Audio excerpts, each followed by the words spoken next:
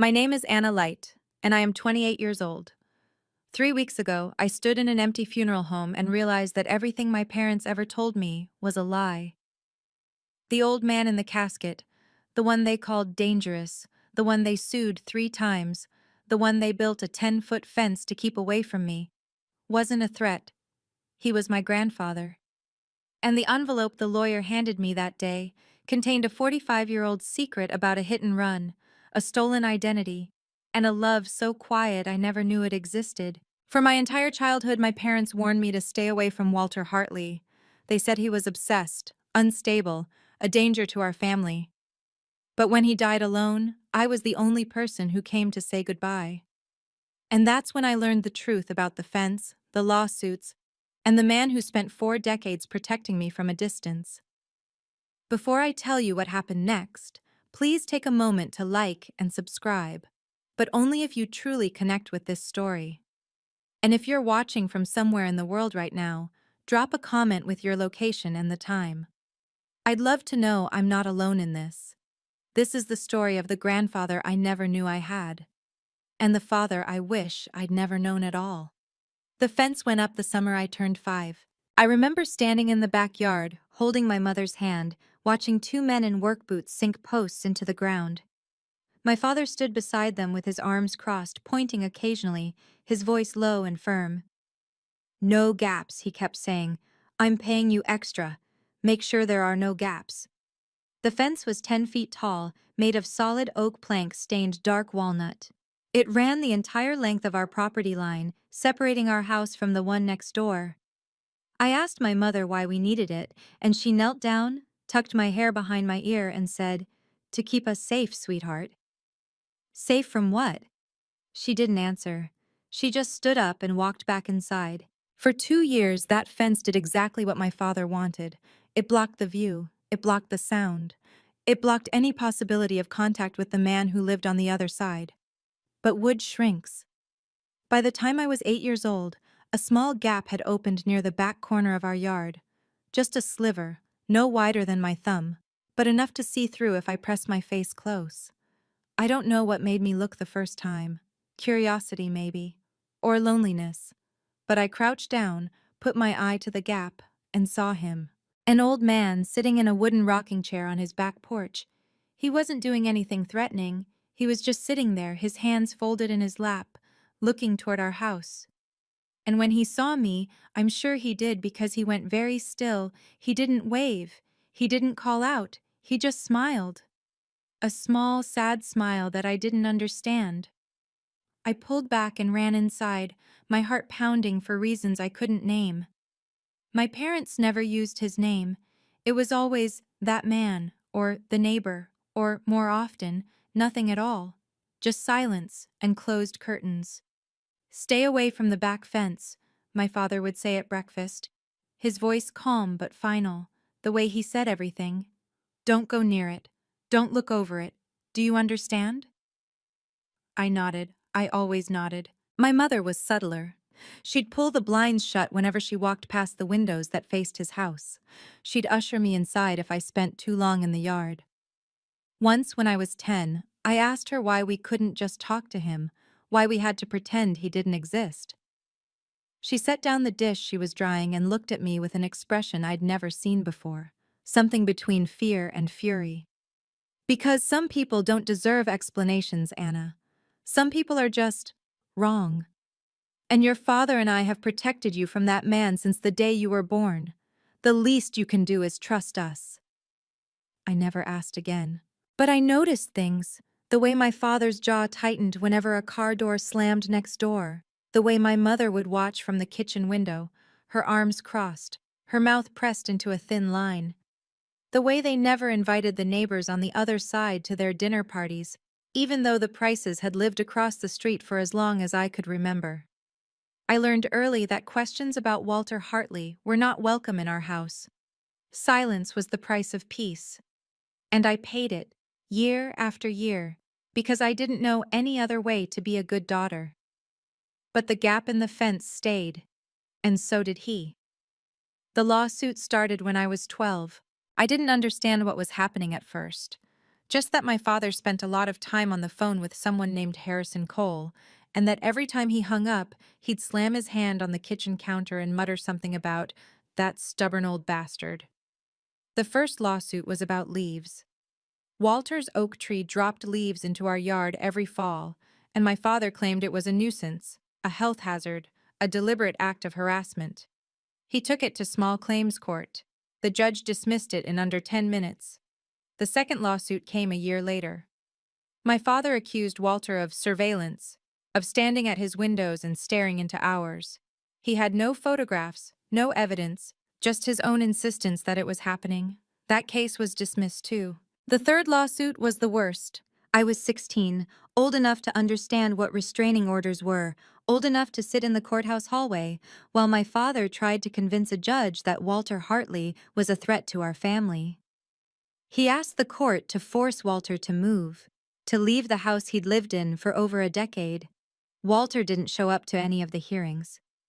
He sent his lawyer instead, a quiet, gray-haired man in a wool suit who spoke in calm, measured tones and presented utility bills, tax records, and affidavits from other neighbors who said Walter kept to himself and caused no trouble.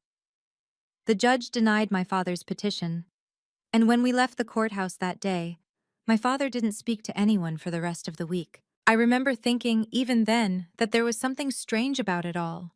Why did my father care so much? Why did he want this man gone so badly? I didn't have an answer, but I remembered the name of Walter's lawyer, Harrison Cole.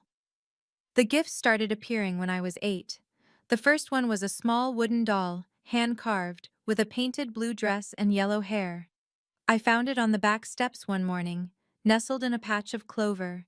No note, no name, just the doll, smooth and warm in my hands. I brought it inside and asked my mother where it came from.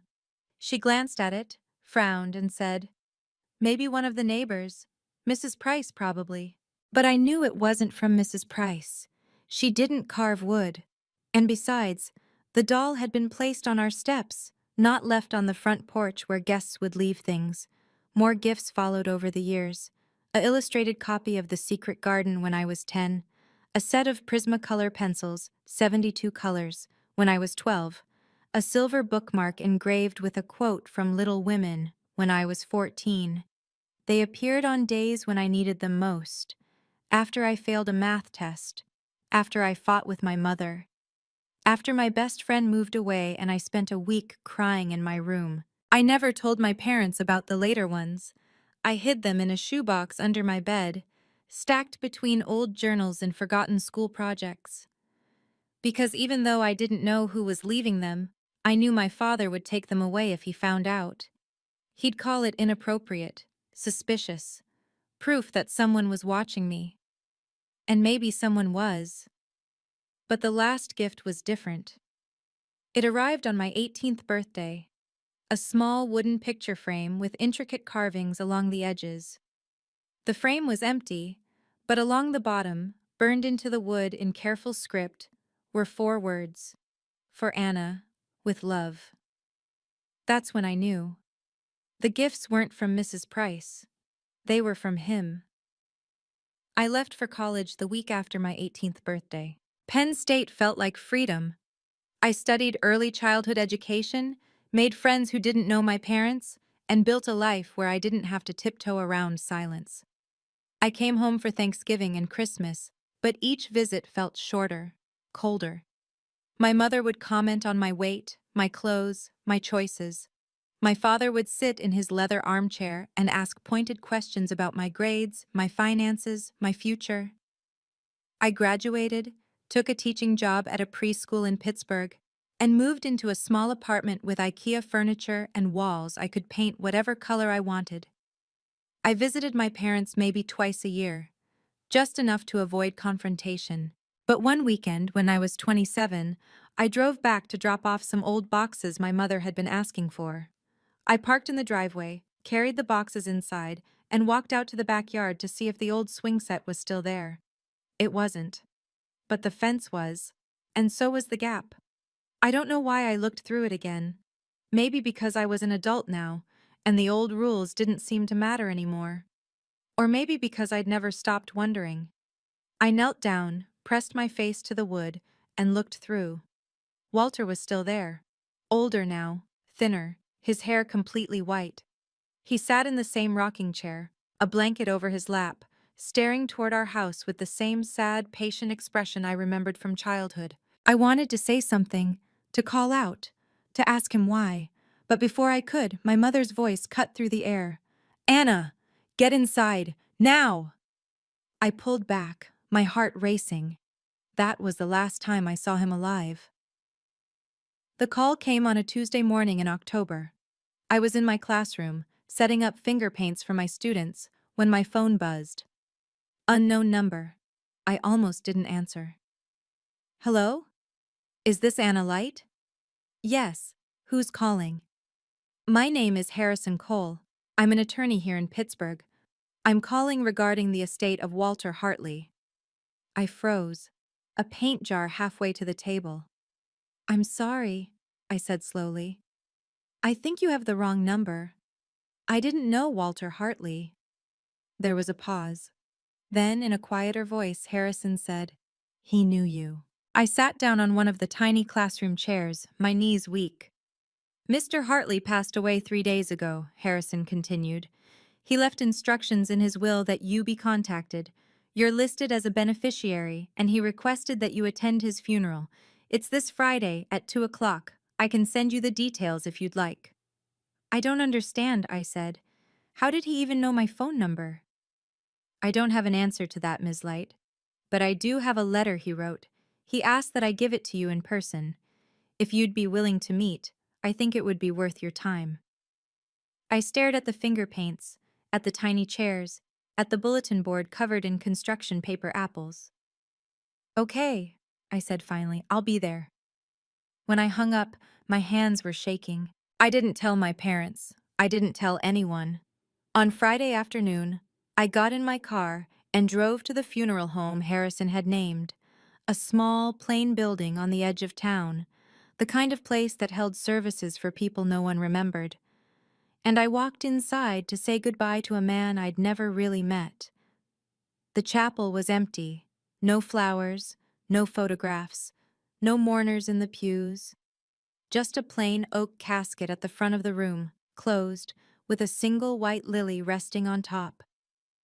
I stood in the doorway, my purse clutched against my chest, and felt something crack open inside me. A man in a dark gray suit approached from the side aisle.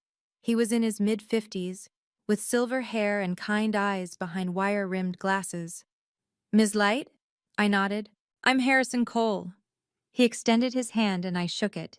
His grip was warm, steady. "Thank you for coming. I know this must be confusing." "Where is everyone?" I asked, my voice barely above a whisper. Harrison's expression softened with something like grief. "There is no one else. Walter didn't have any other family, no close friends. He kept to himself." I looked past him at the casket. "Then why am I here?" "Because you mattered to him," Harrison said simply. "More than you know." The service was short. A minister I didn't recognize read a generic prayer. There was no eulogy, no music, just 10 minutes of silence and scripture, and then it was over. As the funeral director began to wheel the casket toward the back, Harrison touched my elbow gently. "There's something I need to give you," he said. "Walter left explicit instructions. He wanted you to have this before anything else." He reached into his briefcase and pulled out a thick manila envelope, the kind with a metal clasp. My name was written on the front in shaky handwriting. "Anna Light." "He asked that you read it alone," Harrison said quietly. "But when you're ready, I'll explain everything." I took the envelope with trembling hands. Inside, I could feel papers, a letter, something else, and my entire life was about to change. I didn't open the envelope right away. I sat in my car in the funeral home parking lot, the envelope on my lap, staring at my name written in that unsteady script. My hands were shaking too much. My mind was too loud. Finally, I undid the clasp. Inside were three things. The first was a photocopy of a will, typed, notarized, official. I skimmed it, not understanding most of the legal language, but my name appeared again and again. To Anna Light, bequeath, estate, beneficiary. The second was a photograph. It showed a young man, maybe 22 or 23, standing beside an old Honda Civic. He wore a white button-down shirt and jeans, his hair dark and neatly combed. He was smiling, confident, easy, the kind of smile that belonged to someone who thought the world was his. I stared at the face in the photo. It looked like my father. Not exactly. The features were softer, younger, less severe. But the resemblance was undeniable. The same sharp jawline, the same deep-set eyes, the same slight cleft in the chin. My stomach turned. The third item was a letter, handwritten on lined paper, folded carefully. I unfolded it with shaking hands and began to read. Dear Anna, my name is Walter Hartley, and I am your grandfather. I stopped breathing. Your father's real name is Richard Hartley. 45 years ago, he made a terrible mistake, and I have spent every day since trying to protect you from the truth he couldn't face. There is a case file. Harrison has it. I hope when you read it, you'll understand why I did what I did, why I stayed, why I watched, why I couldn't leave, even when your father wanted me gone. I'm sorry I couldn't tell you sooner. I'm sorry I could only love you from a distance. Please forgive me. The letter was signed in the same shaky hand. Walter. I read it 3 times, and then I started to cry. I sat in that parking lot for 20 minutes, reading and rereading the letter, trying to make sense of words that didn't fit into the reality I'd known my entire life. Your father's real name is Richard Hartley. But my father's name was Richard Light. It had always been Richard Light. I'd seen his driver's license, his business cards, his tax documents. I'd never questioned it. 45 years ago, he made a terrible mistake. What mistake? I have spent every day since trying to protect you from the truth he couldn't face. Protect me from what? The letter didn't say. It only hinted. It only opened a door and left me standing on the threshold, too terrified to step through. I pulled out my phone and called Harrison. He answered on the second ring. Ms. Light? What mistake? I said, my voice cracking. What did my father do? There was a long pause. Then Harrison said, I think you should come to my office. There are things I need to show you. Documents, records. It's not something I can explain over the phone. Tell me now. Ms. Light, please. I was crying again, my voice breaking. Just tell me. Harrison exhaled slowly. Your father was involved in a hit-and-run in 1980. A young woman died. Her name was Dorothy Smith. She was 19 years old. Your father was driving the car, and then he disappeared. The world tilted. Walter spent years looking for him, Harrison continued, his voice gentle but firm. When he finally found him, when he learned that Richard had changed his name, started a new life, had a daughter, he made a choice. He moved next door, not to punish him, not to expose him, but to be close to you, to make sure you were safe, to love you the only way he could. I couldn't speak. I couldn't breathe. All I could do was sit there and let the truth bury me. I drove to my parents' house that night. I didn't call ahead. I didn't plan what I was going to say. I just drove. The letter clutched in my hand, my vision blurred with tears and rage. When I pulled into the driveway, the lights were on. My father's car was parked in the garage. Everything looked normal, pristine, perfect. I walked up to the front door and pounded on it. My mother answered, surprised. Anna, what are you... Where's Dad? She blinked. He's in the study. What's wrong? I pushed past her and walked down the hall. My father was sitting at his desk, reading glasses perched on his nose, a glass of scotch beside his computer. He looked up when I entered. Anna, this is unexpected. Why did you tell me your parents were dead? I said, my voice shaking. He went very still. What are you talking about? Walter Hartley. I held up the letter. He died last week. I went to his funeral. And his lawyer gave me this. My father's expression didn't change, but something flickered in his eyes. Something cold and sharp. That man filled your head with lies. Then tell me the truth. There's nothing to tell. He says he's my grandfather. He says your real name is Richard Hartley. He says, enough. My father stood, his voice like a blade. That man was obsessed with this family. We protected you from him for 28 years. And now you're going to believe him over your own parents? My mother appeared in the doorway, pale. Richard. Stay out of this, Patricia. I stepped forward and placed the letter on his desk. Read it. He didn't. He picked it up, glanced at the first line, and threw it into the fireplace. The paper caught instantly. Flames licked the edges, curling Walter's words into ash. This conversation is over, my father said. I stared at him, and then I left.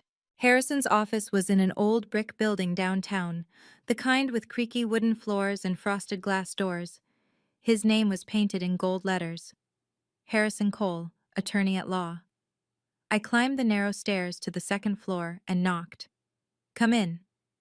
The office was small but tidy, shelves lined with legal books, a desk covered in files, a coffee maker in the corner.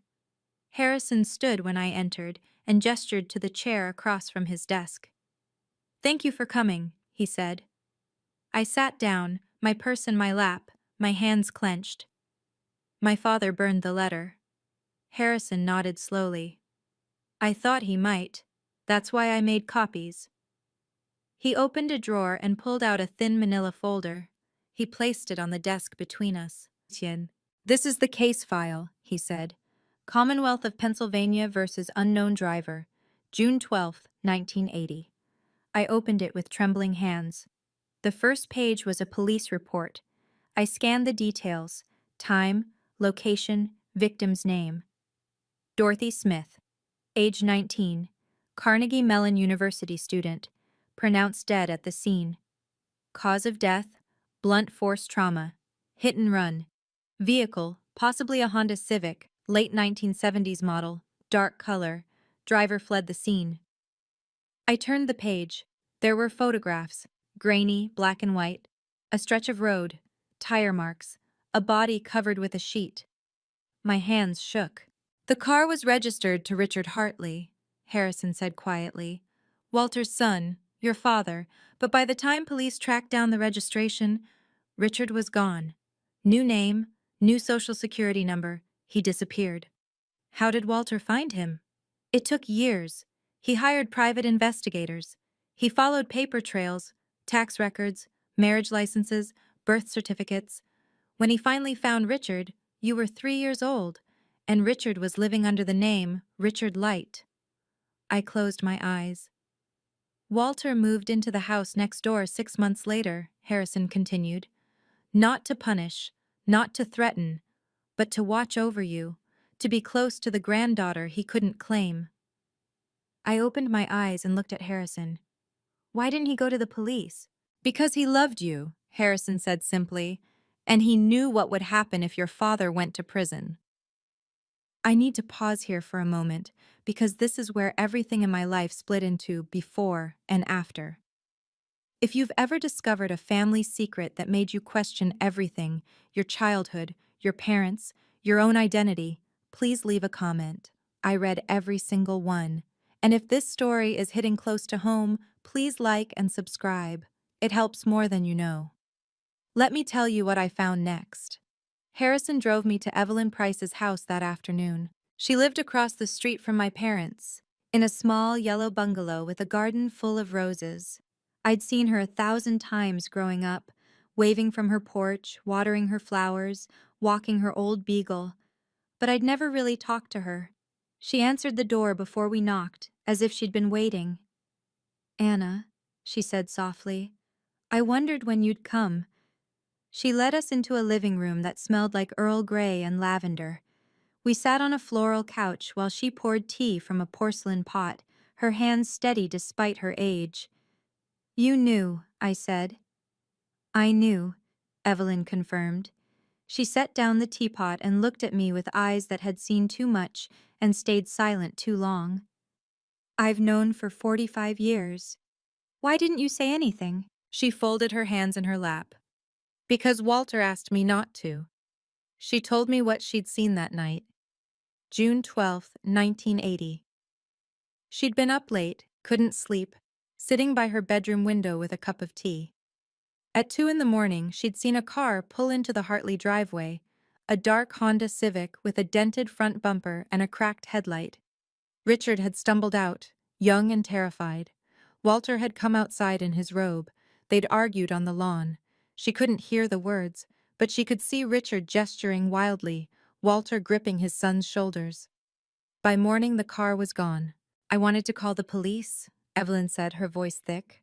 But Walter came to my door that afternoon and begged me not to. He said he'd handle it. He said his son would turn himself in. I believed him. She looked down at her tea.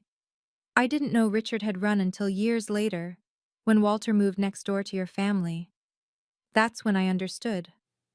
Walter wasn't protecting his son anymore. He was protecting you.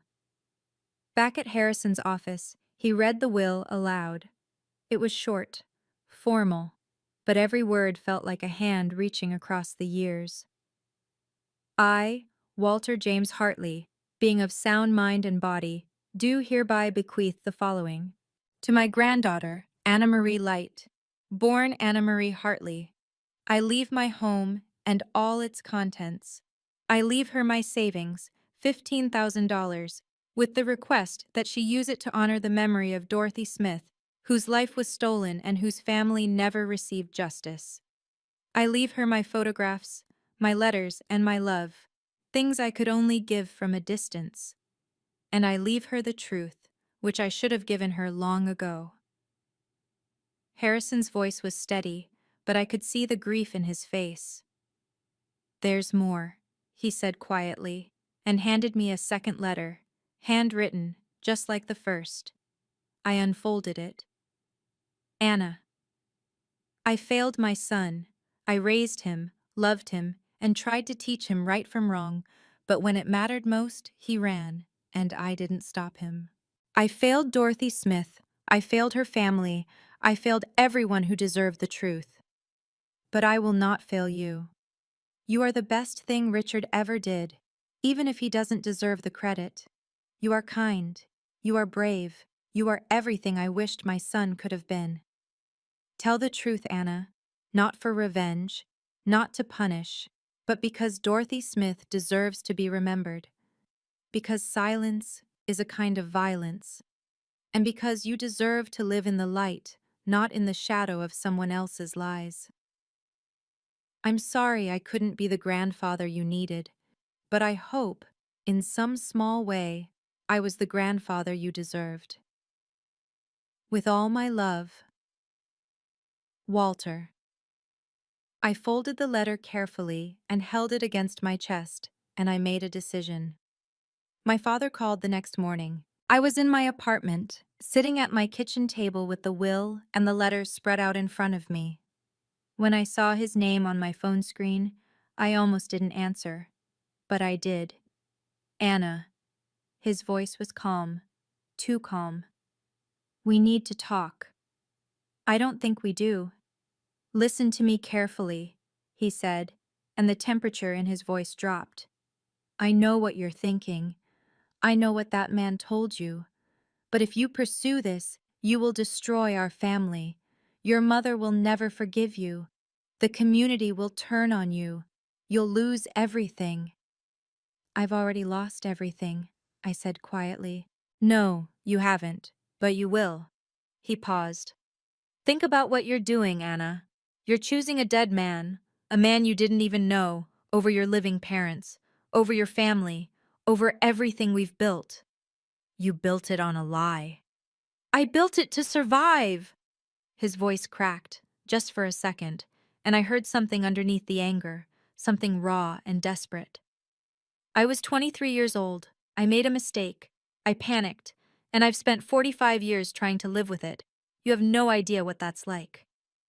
You're right, I said. I don't. Because I would have told the truth. He was silent for a long moment.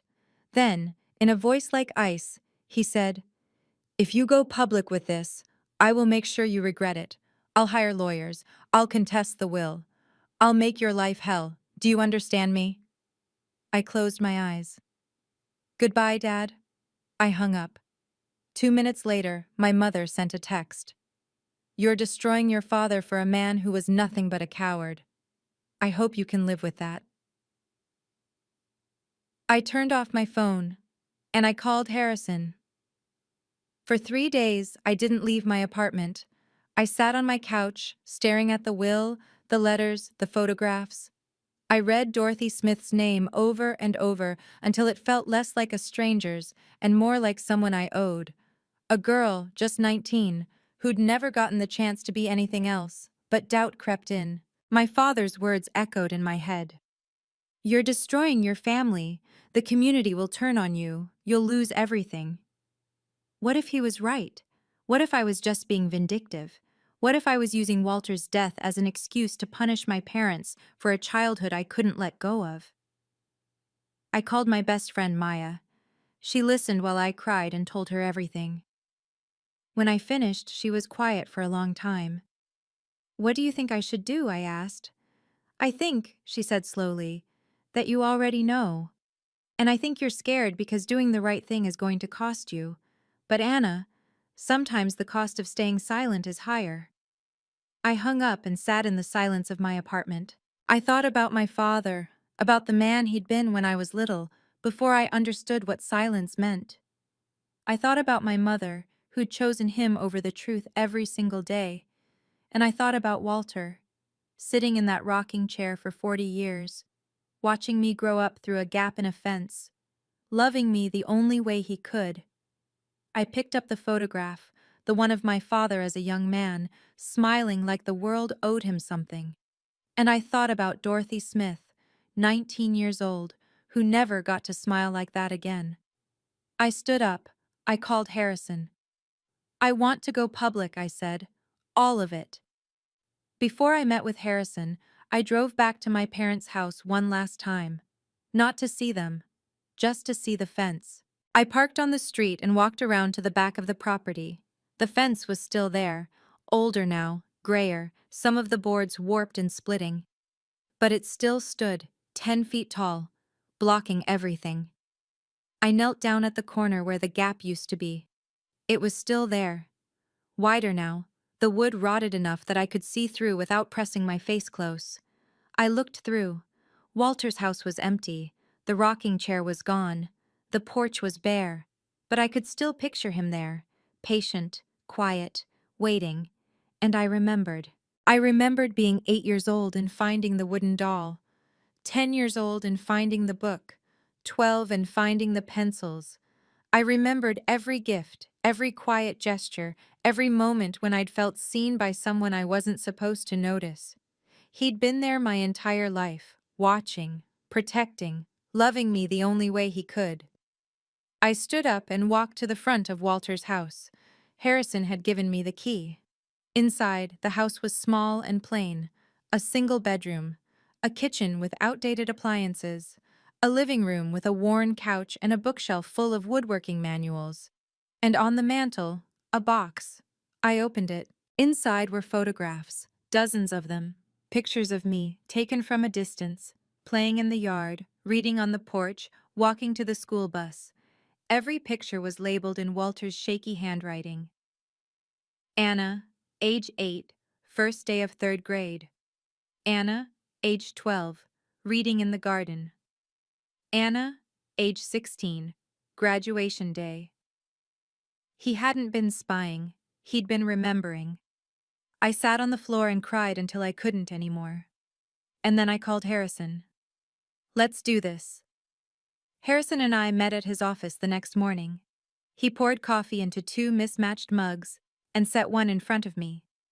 "You're sure about this?" "I'm sure," he nodded. "Then here's what I recommend. We hold a press conference, small, local. We invite the Pittsburgh Post-Gazette, maybe 1 or 2 other outlets. We present the will, the case file, and Evelyn's testimony. We let the facts speak for themselves. Will they reopen the investigation? I don't know, Harrison said honestly. It's been 45 years. Evidence is scarce, but the statute of limitations for vehicular homicide in Pennsylvania is still in effect. If the police believe there's enough to pursue, they will. I wrapped my hands around the mug. What if my father tries to stop it? He can try. He can threaten legal action, but we're not accusing him of anything directly. We're simply presenting public records and asking for accountability. That's protected speech. I nodded slowly. There's something else, Harrison said. He pulled a folder from his desk. I've been trying to locate Dorothy Smith's family. She was an orphan, no parents, no siblings, but I found an uncle, her father's brother. He's 78 now, lives in Ohio. I reached out. He said he'd be willing to speak with you if you want. My throat tightened. I want to. Harrison slid a piece of paper across the desk, a name, an address, a phone number. We'll hold the press conference this Saturday, he said. 2:00, at the Carnegie Library. It's public space, neutral ground. I'll contact the reporter I know, Sarah Watkins. She's fair. She'll cover it accurately. I took a breath. Okay. Your parents will know by Friday, Harrison warned. Word will get out. Are you ready for that? I thought about the photographs in Walter's house. Yes, I said. I'm ready. The news leaked on Thursday. I don't know how my father found out. Maybe he had a friend at the courthouse. Maybe he'd been watching Harrison's movements. Maybe it was just instinct. But he knew. My phone rang at 7 in the morning. You're really going to do this? His voice was flat, drained of anger, just exhausted. Yes. You'll regret it, Anna. Maybe, but at least I'll be able to look at myself in the mirror. He didn't respond right away. Then quietly he said, You don't understand what you're taking from me. I understand exactly what I'm taking. The same thing you took from Dorothy Smith. He hung up. An hour later, my mother called. I didn't answer. She left a voicemail. Anna, please, please don't do this. Your father made a mistake a long time ago, but he's a good man. He's been a good father to you. Doesn't that count for anything? Doesn't loyalty mean anything to you? That man, Walter, he wasn't family. He was a stranger who couldn't let go. And now you're letting him destroy us from beyond the grave. I'm begging you, don't do this. Her voice broke at the end. I deleted the message. That afternoon, Harrison called. Your father's lawyer reached out. They're threatening to file an injunction to stop the press conference. It won't hold. There's no legal basis, but they're trying. Let them try. Anna. Harrison's voice was gentle. Are you okay? I looked around my apartment, at the IKEA furniture, the secondhand dishes, the life I'd built away from my parents. I will be, I said. On Friday night, I didn't sleep. I sat at my kitchen table and wrote out what I was going to say. Not a speech, just the truth.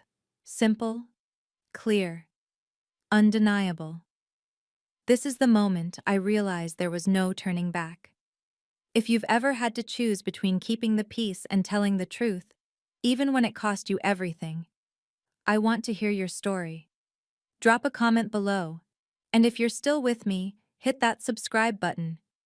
You're about to see what happened when I stopped being the quiet daughter and started being the woman my grandfather believed I could be. Here's what happened next. I spent Friday night at Walter's house. It felt right, somehow. Sleeping in the house that should have been part of my life all along. I lay in his bed, a simple wooden frame, a thin mattress, sheets that smelled faintly of cedar, and stared at the ceiling. I thought about him lying here, night after night, year after year, knowing his son was just on the other side of the fence, knowing his granddaughter was growing up without him. I wondered if he'd been lonely. I knew he had. In the morning, I showered and dressed in the simplest clothes I owned. A white blouse, navy slacks, flat shoes.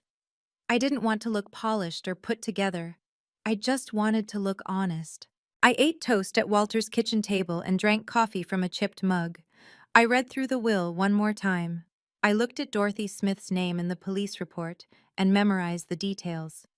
19 years old, Carnegie Mellon, orphan, buried in a county cemetery with a small granite headstone and no one left to visit. I folded the papers carefully and put them in a leather folder Harrison had given me. At 1:30, I locked the door to Walter's house, my house now, and drove to the Carnegie Library. The building was old and beautiful, with red brick walls and tall white columns. I'd been there 100 times as a child, checking out books, attending story hours. Now I was walking in to tell a story no one wanted to hear. Harrison was waiting in the lobby. So was Evelyn Price, dressed in a lavender cardigan, her hands folded over her purse. "Ready?" Harrison asked. I nodded. We walked down the hall to the community room, and I stepped into the rest of my life. The community room was small, maybe 30 chairs arranged in rows, a table at the front with a microphone, a podium to the side. About 20 people were already seated. Some I recognized. Neighbors from my parents' street, people I'd seen at the grocery store, the post office. Others I didn't know. A woman in the front row had a camera. A man beside her held a voice recorder. Sarah Watkins from the Post-Gazette. She caught my eye and nodded. I walked to the front of the room, my heart pounding so hard I thought everyone could hear it. Harrison and Evelyn sat in chairs behind the table. I stood at the podium and adjusted the microphone. The room went quiet. I looked out at the faces, some curious, some suspicious, some simply waiting. And I saw, in the back row, 2 figures slip in through the door. My father, my mother. They didn't sit. They stood against the wall, arms crossed, watching. I met my father's eyes. He didn't look away. Neither did I. I cleared my throat and began. "My name is Anna Light," I said, my voice steady despite the tremor in my hands. "I'm 28 years old. I'm a preschool teacher. And 3 weeks ago, I went to the funeral of a man I was told to fear my entire life." I paused. "His name was Walter Hartley, and he was my grandfather." A ripple of whispers moved through the room. I continued. "I'm here today because my grandfather left me a will, and in that will, he told me a truth that had been buried for 45 years. A truth about a hit and run, a young woman's death, and a family that chose silence over justice." I opened the folder on the podium. "I'm here to break that silence." "I didn't know Walter Hartley," I said, looking out at the room. "My parents made sure of that. They built a 10-foot fence to keep him away.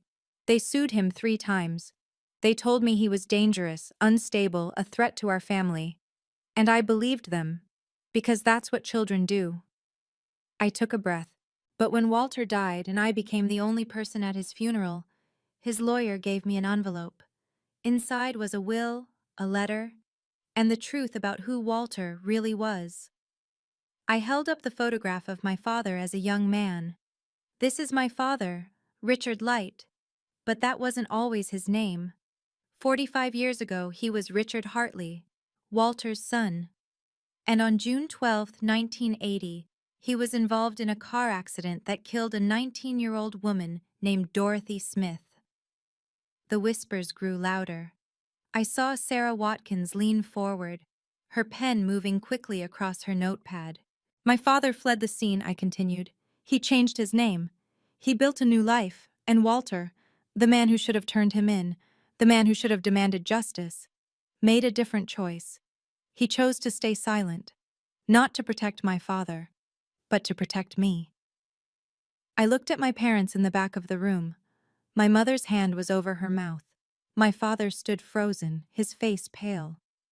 "Walter moved into the house next door when I was 3 years old," I said.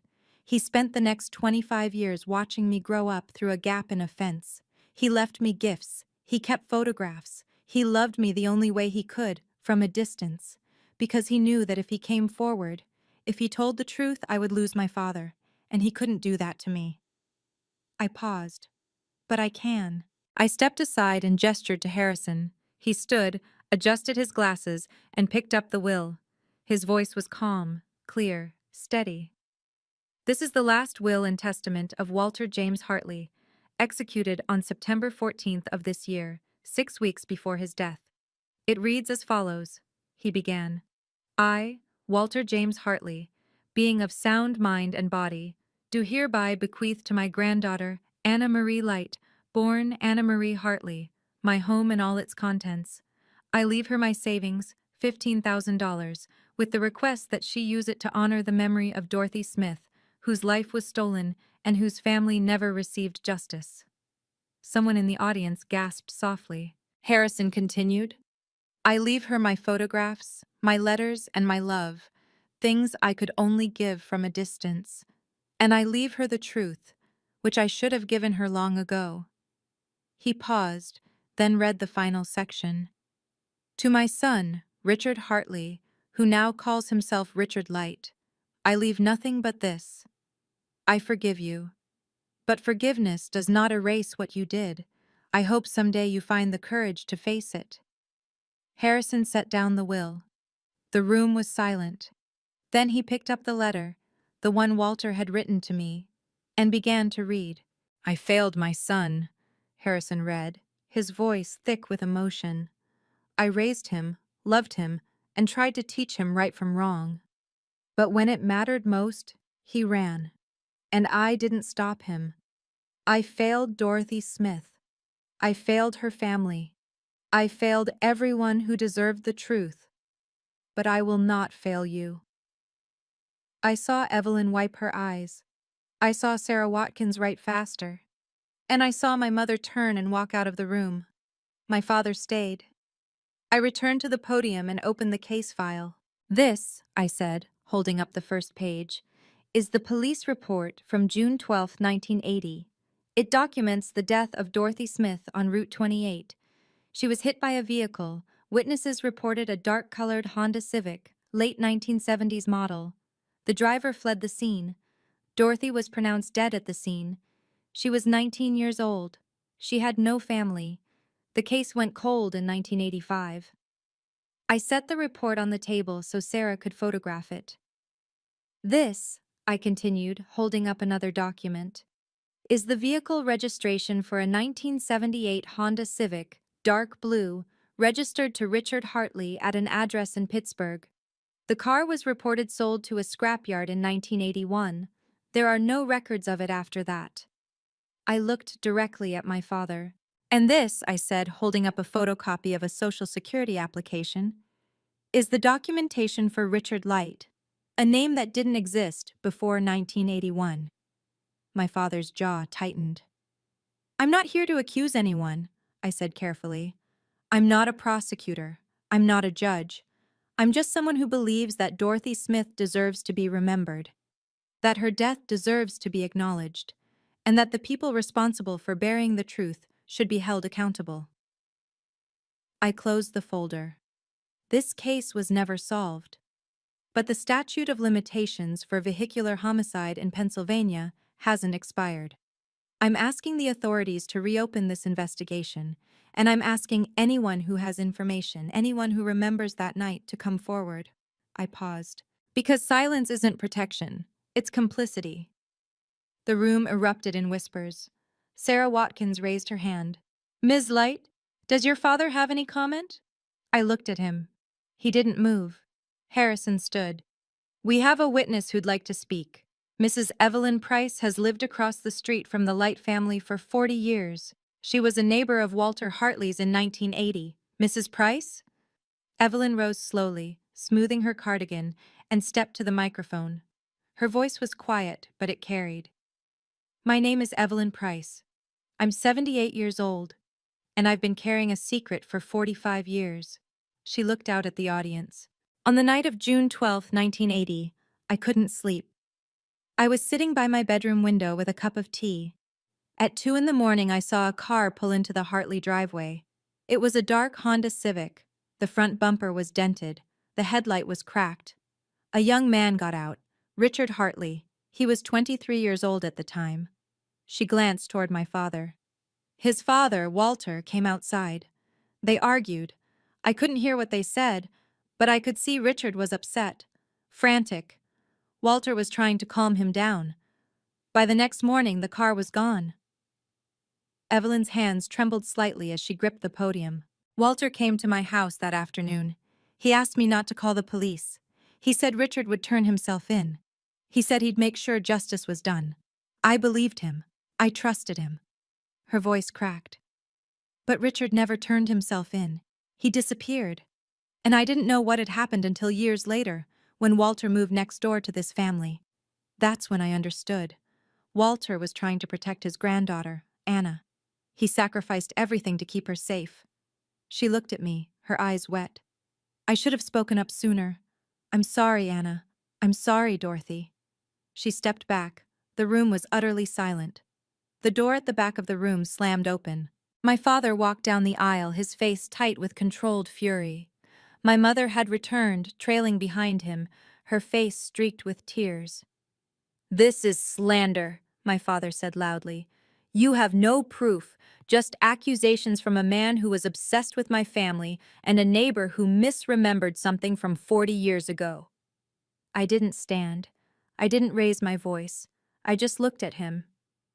"Then dispute it," I said calmly. "If this is slander, sue me. If Evelyn is lying, present evidence. If the case file is fabricated, prove it." His hands clenched into fists. "I have your birth certificate," I continued. "I have the vehicle registration. I have the police report. I have a witness with documentation, dates, times, details she recorded the day after it happened. If I'm wrong, show me where." Sarah Watkins stood. "Mr. Light, would you like to make a statement?" He stared at her, then at me, then at the faces watching him from every corner of the room. His mouth opened, closed. Harrison stood, his voice measured and professional. "Mr. Light, this is a public forum. If you have evidence to dispute these claims, I encourage you to present it.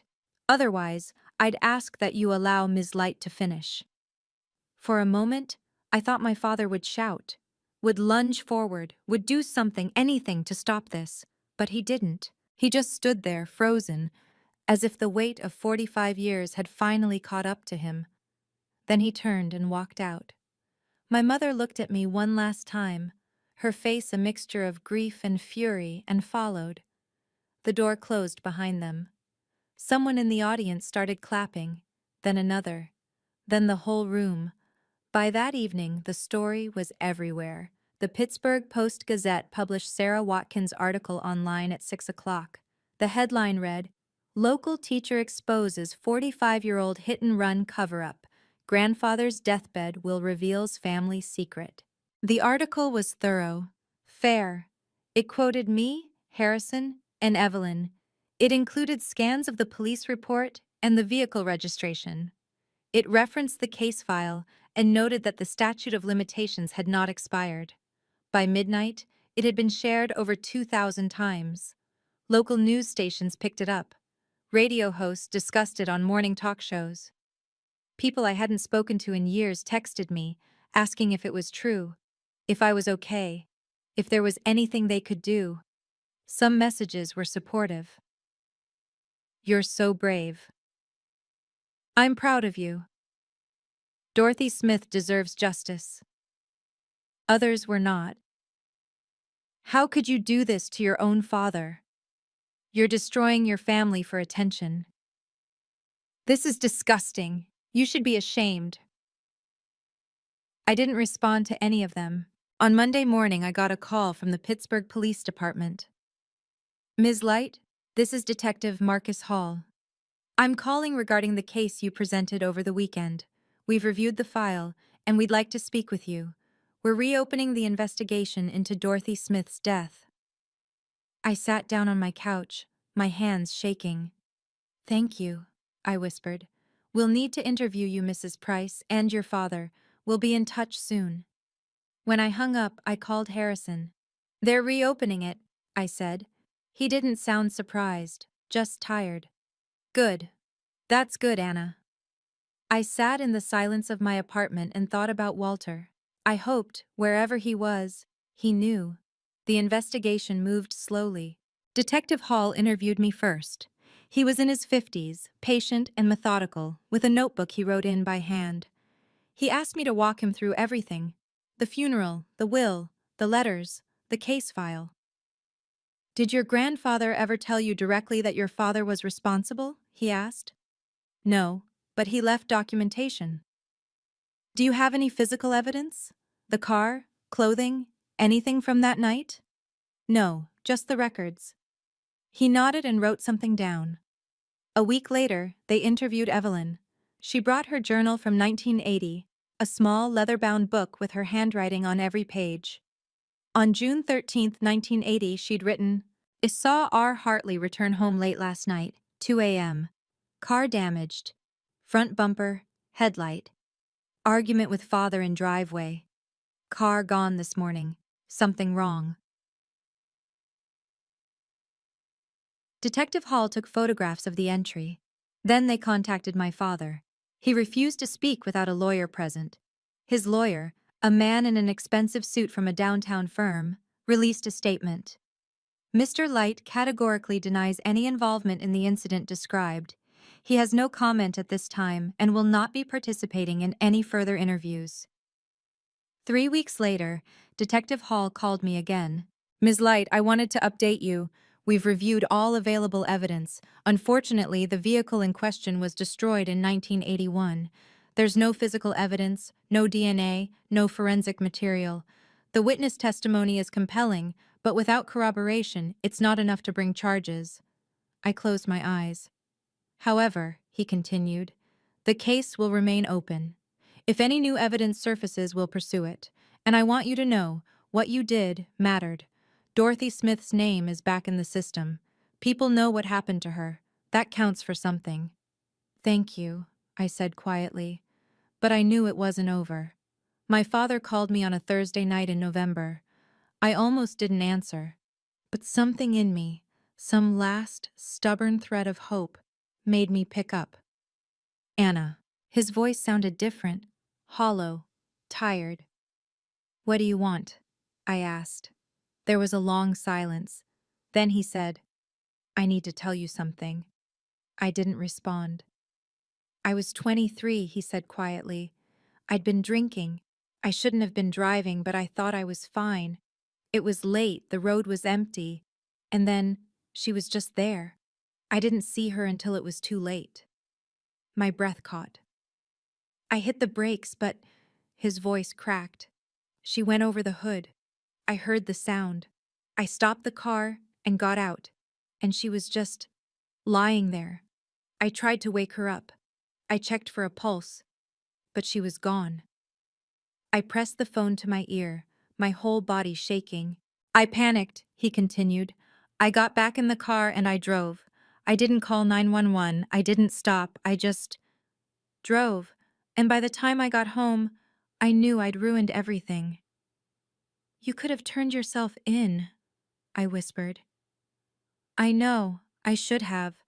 My father begged me to, but I was terrified. I thought I'd lose everything.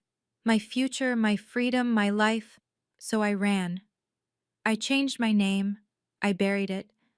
And I told myself that if I just kept moving forward, it would disappear. It didn't, I said. No, it didn't. He exhaled shakily. Walter spent the rest of his life paying for what I did.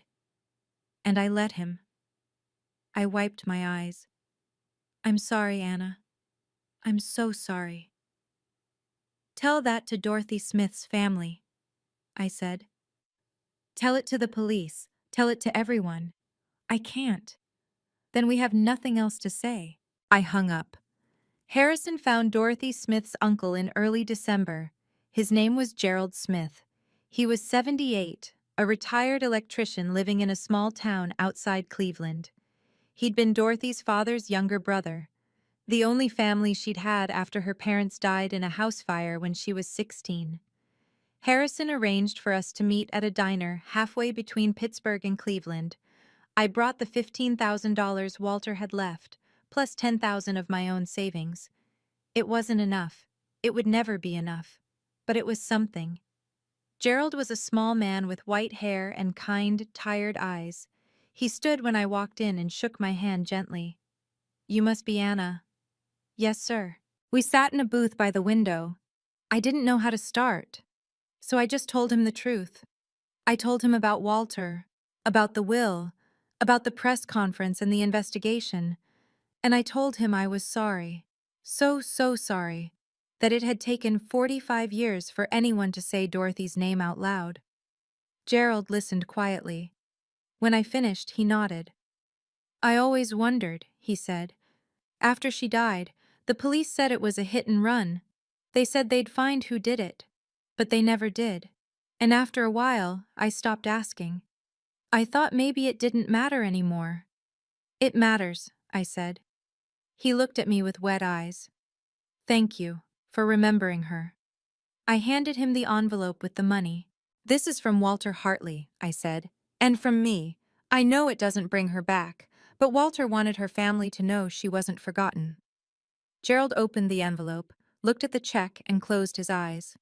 She was a good kid, he whispered. She deserved better. She did. We drove to the cemetery together that afternoon. In February, the district attorney's office released a statement. After a thorough review of all available evidence, we have determined that there is insufficient physical evidence to pursue criminal charges in the 1980 death of Dorothy Smith. While witness testimony and circumstantial evidence suggest involvement by Richard Light, formerly Richard Hartley, the absence of forensic evidence and the destruction of the vehicle in question prevent us from meeting the burden of proof required for prosecution. The case will remain open. I read the statement 3 times. I wasn't surprised. Harrison had warned me. But it still felt like a door closing. My father wasn't going to prison. But he wasn't free either. Within 2 months, his financial consulting business collapsed. Clients left. Referrals stopped. The whispers followed him everywhere. At the grocery store, at the bank, at church. People knew.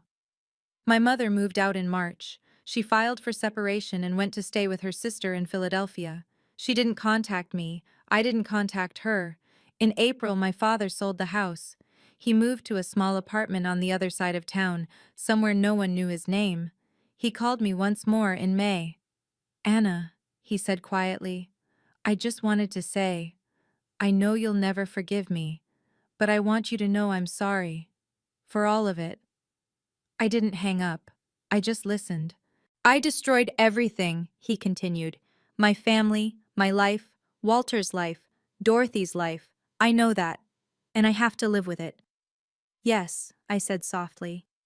You do. There was a long pause. I hope someday you find peace, Dad, I said. But I can't be part of your life until you face what you did. Publicly. I can't. Then this is goodbye. I hung up. And I didn't call back. I live in Walter's house now. It took me a few months to move in fully, to paint the walls, to replace the old furniture, to make it mine. But it feels right, like coming home to a place I didn't know I'd been missing. I tore down the fence. It took 2 weekends and a rented chainsaw, but I pulled down every plank, every post, every piece of wood that had kept my grandfather and me apart for 28 years. In its place, I planted a hedge of roses, white ones, Dorothy's favorite, according to Gerald. The house itself is small, but it's full of light now. I painted the walls soft gray and hung photos on every surface. Pictures of Walter, pictures of me as a child, pictures of Dorothy that Gerald gave me. She's smiling in all of them, young and bright and full of a future she never got to live. I started a scholarship fund in Walter and Dorothy's names. It's small, just 2 awards a year, $1,500 each, for students who've lost parents and want to study education or social work. The first 2 recipients were announced last month. I cried when I read their essays. Evelyn comes over for tea every Sunday. She brings shortbread cookies and tells me stories about Walter. The quiet man who fixed her porch railing without being asked, who shoveled her driveway every winter, who never stopped being kind even when the world was cruel to him. He loved you so much, she told me once. He used to say you were the only good thing Richard ever did. I don't talk to my parents anymore. It hurts. But some wounds don't heal with silence. They heal with distance. And I'm learning to be okay with that. I sit on Walter's porch sometimes, my porch now, in the same rocking chair he sat in for 40 years. From here, I can see the house where I grew up. New people live there now. A young couple with a toddler. They wave when they see me. I wave back. The fence is gone, the gap is gone, the wall between us is gone. And I think about what Walter wrote in his letter. I could only love you from a distance. For 40 years, he watched me grow up through a hole in a fence. He left me gifts I didn't understand. He kept photographs he could never show me. He went to court, endured lawsuits, lived in isolation. Also, I could have a father. Even if that father didn't deserve me, he sacrificed everything, and he never asked for anything in return. I used to think love was supposed to be loud, grand, visible. But Walter taught me that the deepest love is often the quietest. It's the love that doesn't demand recognition, the love that protects without being seen, the love that holds on even when letting go would be easier. I think about my father sometimes. I wonder if he thinks about Dorothy, if he thinks about Walter, if he thinks about me. I hope he does. Not because I want him to suffer, but because I want him to understand what he lost. Not just his reputation, or his business, or his family, but the chance to be the kind of person who tells the truth. The kind of person who faces what he's done. The kind of person Walter was. I don't hate my father, but I don't forgive him either. Some things can't be forgiven until they're fully faced, and he's not there yet. Maybe he never will be, but I am. Thank you for staying with me through this story. If it moved you, if it made you think about your own family, your own fences, your own silences, please leave a comment. Tell me, what truth have you been afraid to tell? I read every single one, and your stories matter. And if you haven't already, please like and subscribe. This channel is about more than just stories. It's about finding the courage to live honestly, even when it's hard. There are more stories like this one in the description below. Click on the next video, and let's keep going together. Remember, you don't owe anyone your silence, not even family, especially not family.